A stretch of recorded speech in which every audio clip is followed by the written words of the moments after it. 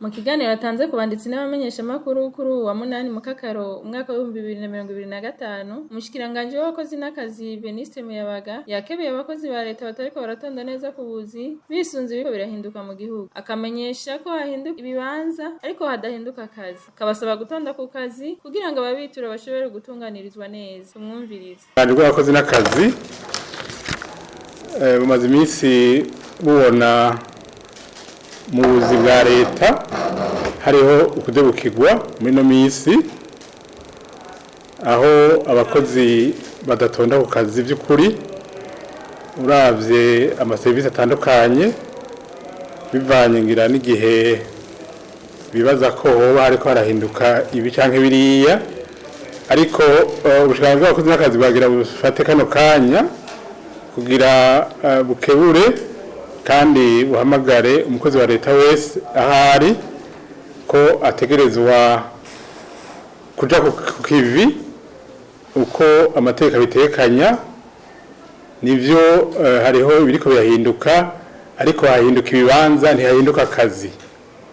Nico gituma ubushikiranganji bw'abakozi n'akazi buhamagaye kandi bwivuye inyuma umukozi wese wa leta ko ategerezwa kubahiriza ikiringo gitekaniro c'akazi hanyuma akaja mu bikorwa vyiwe mugabo yakoze ivyo akazi kamusaba, ivyo amategeko amusaba.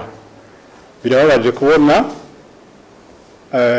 ubuzi hariho abaja gusaba bariko basaba amaserivisi bakayabura. Birababaje kubona ibiro